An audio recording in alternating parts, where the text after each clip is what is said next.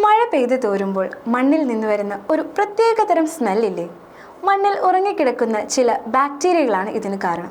ഇവയുടെ പേരാണ് ആക്ടിനോമൈസീറ്റ്സ്. വരണ്ടിരിക്കുന്ന മണ്ണിലേക്ക് ജലം പതിയുകയും ഉടൻ തന്നെ മണ്ണിൽ ഉറങ്ങിക്കിടന്നിരുന്ന ബാക്ടീരിയകൾ പട്ടാളക്കാർക്ക് ആജ്ഞ ലഭിച്ചതുപോലെ ഉടനടി എഴുന്നേറ്റ് പ്രവർത്തനം ആരംഭിക്കുന്നു.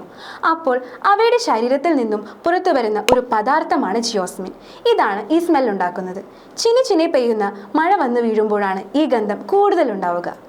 ചെറുതുള്ളികൾ അന്തരീക്ഷത്തിൽ തന്നെയുള്ള എയറോസോളിനെയും വഹിച്ച് താഴേക്ക് പതിക്കുന്നു. അങ്ങനെ സാവധാനം മണ്ണിലേക്ക് ഇറങ്ങുന്ന അതേ നിമിഷം മണ്ണിലെ വൈറസുകളെയും ബാക്ടീരിയകളെയും ഉണർത്തിവിടുന്നു.